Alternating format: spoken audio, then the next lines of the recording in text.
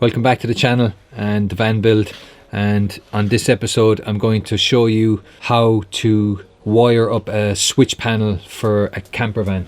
Hopefully it'll help you out. Hopefully you can understand how I've done it and it'll help you wire up your own switch panel. The reason I've decided to use a switch panel is because I have a fan in the toilet, I have an LED light in the toilet, and I have a water pump. I'd like one area in the van where I can actually control all these from, and also it makes the wiring a bit easier if you're going to run it all into one place. So I'm going to show you what I've done so far and talk you through how to wire it up for your own purpose.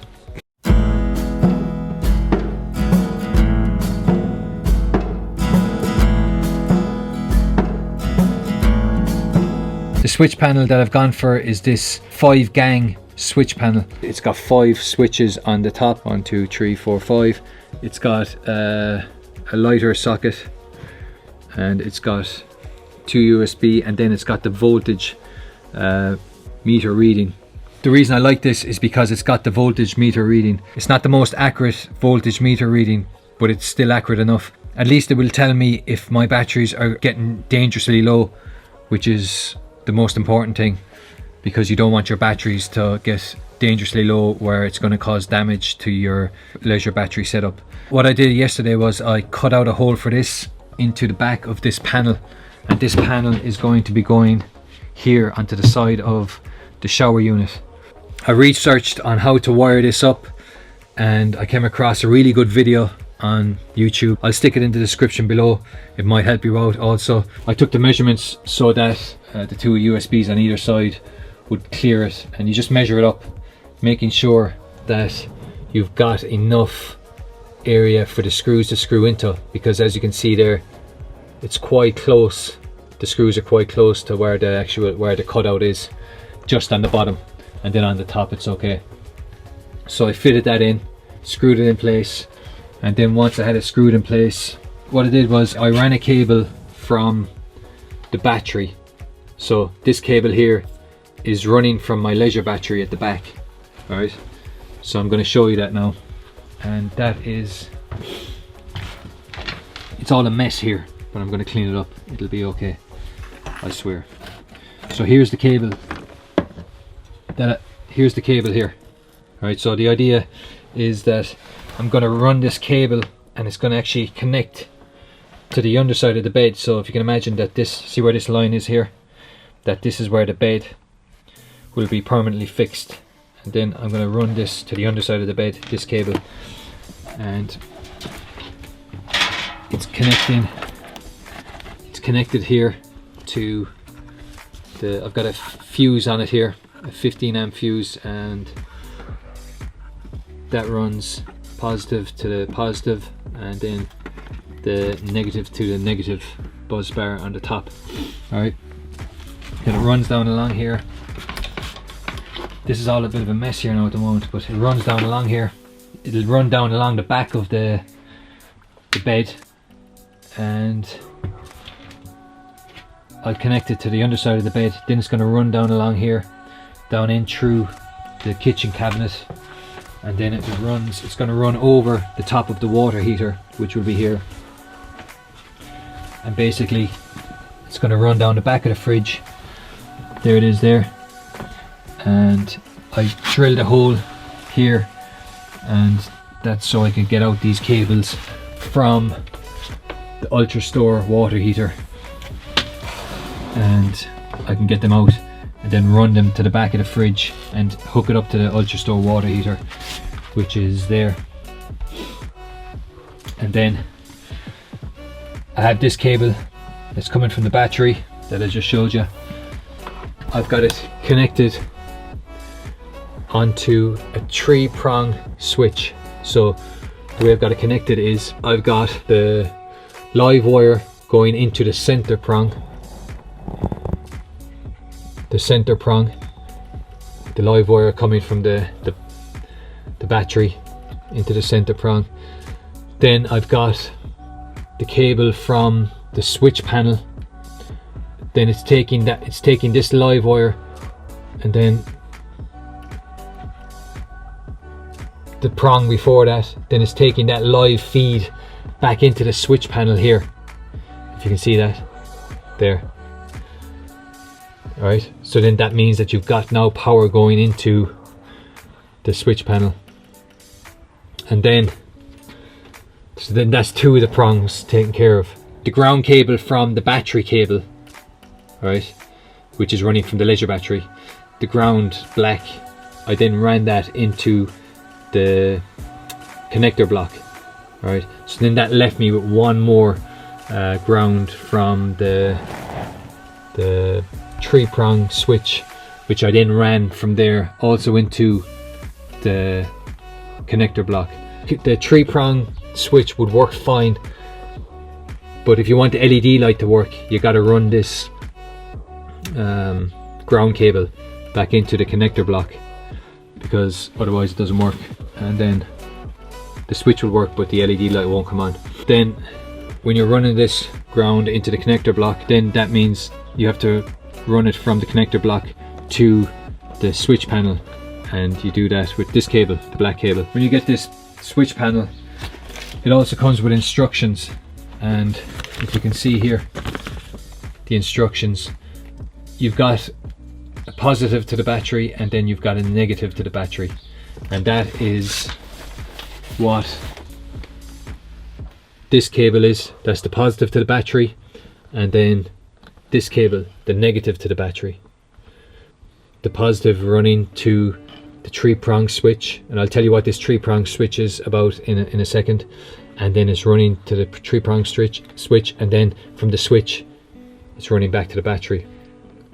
And then the same with this ground negative cable, it's running into this connector block, and then from the connector block it's running back into the cable towards the leisure battery. What this switch is for, this is so I can turn on and off this switch panel. So without this switch, once you have this powered on, it stays on permanently. So you'd have a reading here of 12.6 or whatever reading you have for your battery, and that will stay lit the entire time, and that will always stay lit unless you cover it up. So for example, if you've got something plugged in like a phone, or you leave these on by mistake, you might leave the fan on, you might leave the pump on, you might leave the LED light on, you might leave something else on, and then you go away and you forget about it. That's going to drain your battery and you come back to a dead battery. Whereas if you always remember to switch this off before you leave the van, well then that's going to prevent you from draining your leisure battery. So the reason you need this connector block is you then have to connect this ground from the switch. It has to be connected to all of these switches. It has to be connected to all these switches on the front in order to turn on and off the switch panel. That's my limited understanding of it. So what you have to do is you just put spades on these. So that's like a spade. You've got your spade, and then you've got your, that's what I've used, wire terminal assortments, spades and connectors and spades. So what I have hooked up at the moment is this fan. So I'll just take this off. So I have this fan hooked up, alright. I've got a little hole drilled in the side of it there with the running the wires with spade connectors. So that fan is hooked up, and I've run a lead which I'm gonna have to shorten out there up through the back of the shower, and then it's coming out here. I've got the positive cable is running into the positive here, which has a fuse on it, so that's fused. Then you've got the negative is running into the connector block here. So the two cables I have running in, I have one cable running from the leisure battery, and then the second cable is your device. So whether it's a pump, whether it's an LED light, whether it's a fan, 12 volt fan, or whether it's whatever, your live wire will connect right into the fused switch, and then the negative will run into the connector block, which will then allow you to switch on and off, to use a 3-pronged switch to switch on and off this switch panel. So what I'll do is I'll just demonstrate. If I then turn on this, so I've got this will turn on the power. The switch panel now has power going to it, and you can see the USB port is lit up, and you have a reading of the leisure battery. So if you didn't have this switch connected to the switch panel, that would always stay like that. So therefore, for example, when I switch on the extractor fan in the shower, like that, that's it there. That's the fan working away. And say if you just forgot about it and you went out, well, then you could come back and your battery would be drained. So that's 12.4, but that reading isn't very accurate because the battery isn't 12.4. So that's another thing to note. So you can turn on and off that. So right now I've got the fan connected to this outside one, and this one has nothing connected to it, but as you can see, you can flick them all on, the lights come on. So the next one I'm going to do is I'm going to connect the LED light in the bathroom to this, and in the pump to this one. So what this one does is, if I flick all these on, this is the kill switch. So that kills this switchboard, and it's particularly handy for when you're lying in bed at night and you don't want any lights on and you want the whole place in darkness. But all you have to do is come along and you can turn them off. But then you've got the master kill switch, which will turn the whole switch panel off. The next thing to do, how I'm going to wire the LED light, is I've got the LED light in here, and I'm basically gonna, because this acrylic sheet is going straight onto the roof there, what I've got to do is I've got to cut a piece of wood, put it up flat against there, and then screw this to the piece of wood and run the cables to the back the exact same way as I ran these cables up through the back there, and then I'll run it out here and into the back of this, and I'll do the exact same. I'll run one cable, the negative cable, into the connector block here, and then run the live into one of these switches, the fused switches, and then that will give me the ability to turn on and off the LED light from the switch panel. So I'm going to do that. I'm going to wire it up, and I'm also going to wire up the pump, which is down here at the back, the water pump. I'll wire that up and then come back to you. I now have the water pump hooked up to the switch panel, and the next thing I'm going to hook up is the LED light. So the LED light for the bathroom is, this is the LED light.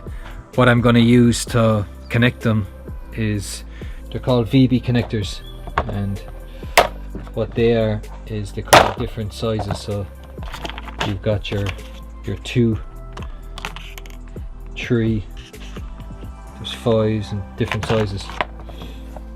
So these are really, really handy and a lot easier to use than like connector blocks. So what I've done is I have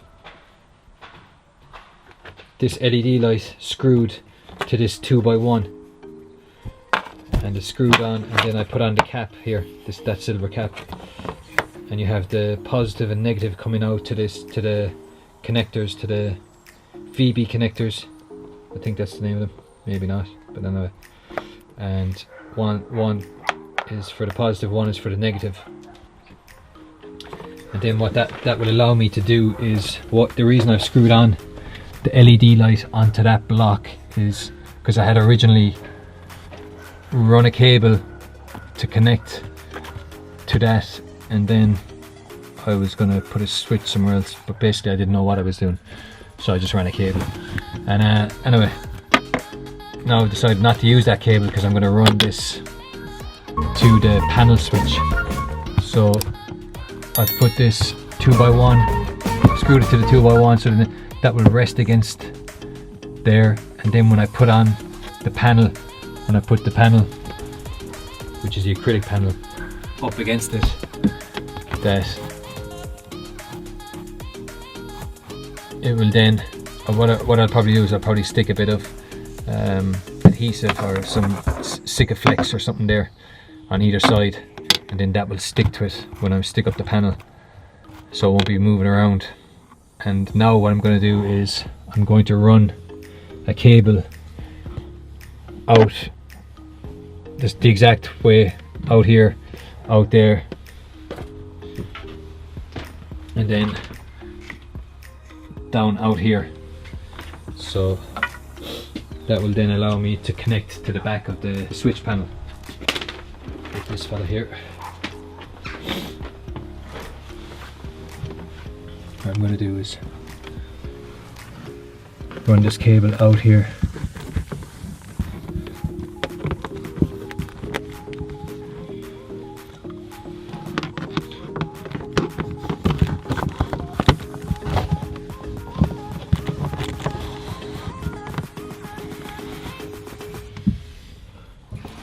And then I'm going to pop it out.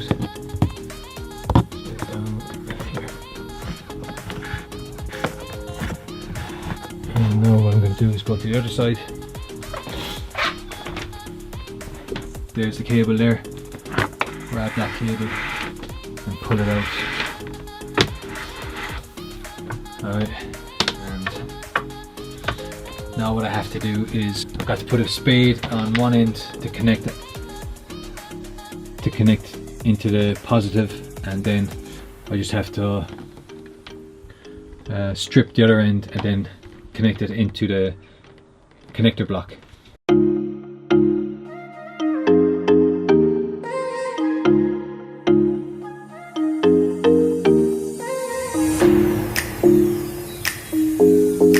So that's now the cable from the LED light connected to the back of the switch panel. So I'll just give you a look at what I've done. It starts in here in the bathroom again, and it begins with this because, as I already told you, this is going to go up, and these connectors are going to go up into this recess here and hide away, and then that block will go up against that, and I will secure it with 2 blobs of Sikaflex on either side, and then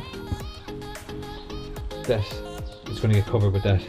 I've connected the cables. The brown cable is to the positive, and the blue cable is the negative. It runs up through the roof and then comes out the other side here. Then it runs down along, and then it splits, and you've got the brown cable, which is the live cable, connects with the fuse live cable on the switch panel, and then the blue cable, which is the negative cable, runs into the connector block. And as you remember, that connector block is important because of the on and off switch here. It's very dark, sorry, but anyway, you can see, I've already explained it. And now we're going to test it. Switched on here. That's the main switch for the switch panel, and it's the third one in is the LED light. So if I go around here, alright, so there it is, the main LED light. Now I just want to test something because this LED light is touch sensitive, so you switch it on and off by touching it. It's also dimmable by just keeping your finger on it. That's dimming, and then keeping your finger on it. Right now when I switch on and off this switch panel, so there's the switch there, when I switch that off you can see the light in the bathroom turns off, and then when I switch it on, it switches on. Off, on, off, on. But what I want to check now is if I switch off from the main cutoff switch here, I want to check to see if then when I turn it back on, that if that LED light will come back on once I flick the switch on the switch panel. So that's back on. So I turned it off, then I turned it on. So there's the LED lights, the strip LED lights. Turn that off. Alright, so it's after coming back on. So that means that I can then control it here without having to touch the LED light every time. So that's great. I have the LED light now hooked up to the switch panel, and I've checked that once I turn off the main disconnector switch, whatever you call it, say if we're going away somewhere and we want to turn off all the power in the van, and then I come back in and I switch it on, that I can still control the LED light from the switch panel, that I don't have to actually just press the LED light, because it's touch sensitive. I wasn't sure if I'd have to touch it every time to turn it on and off once the main power was switched off. And maybe that sounds stupid to you, but I'm not an electrician, so I don't have a clue what I'm doing, and I got to figure this out as I'm going. And so that's it, it's hooked up. And once I have it set, so once I have it set on a setting, so for example, if I dimmed the LED light and then left it on, well then every time I turn on that switch panel, that LED light will be dimmed. Whereas if I have it at its strongest setting, every time I turn on that switch panel, the LED light will remain at its full capacity and it'll be on. That means I have now a separate switch for the LED light, and also I've got a separate switch for the LED strips in the bathroom, so you can choose which one you want. I now have my first control panel in the van, and I have the main on and off switch hooked up to it. So this first one is the fan, so I'm going to switch that on and then you can listen to it in the background. So I have the first one is the fan. I was just wrapping up this vlog and I was going to show you which switch controls what, and it kept blowing and I've been trying to figure out what was blowing. And what I did was I wrapped up all these in the back because they were kind of hitting off each other, and then I changed the fuse in the fan. This is an inline fuse, so I changed that as a 15 amp fuse because that blew, and then it blew again, blew twice, and then I switched it on at the back, turned it off and on, and it all lit up. And then when it all lit up, and then when I flicked that switch for the third time, it wouldn't work. So then I came in here and these two were actually side by side. So I'm hoping that once I wrap them in insulation tape so they're not hitting off each other, that it's going to work fine. So let's give that a go. I now have the positive and negative from the extractor fan wrapped in insulation tape, and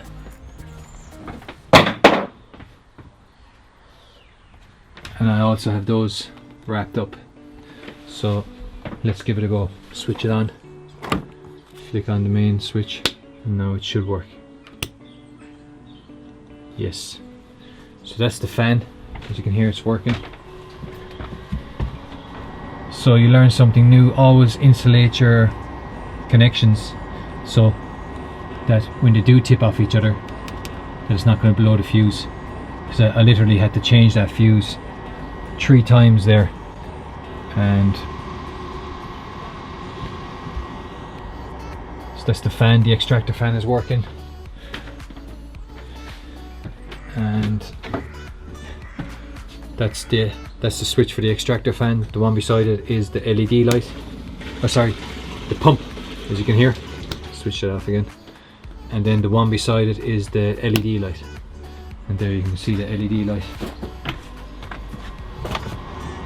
is there, just swinging, but it will be, as I said, it'll be up there, and that will give us a nice bright place to poo and shower. That's the end of this episode. I've now got the switch panel installed into the camper, and I have the extractor fan hooked up to it, the water pump, and the LED light in the bathroom. So I've got 2 more switches that I can hook up stuff to, and I'm really happy with how I've installed it. I've also installed an on-off switch, basically the master switch that will turn on and off this panel. So I hope you found this useful, and it'll give you some ideas for your own van build and help you out. I'll put a link in the description below this video to the video that I watched to help me install this switch panel, and hopefully it'll also help you. And if it does, please do give the video a like and subscribe to the channel. And if you want to be notified for future videos in the van build, you can click the notification bell icon up there somewhere, and I'll see you in the next one.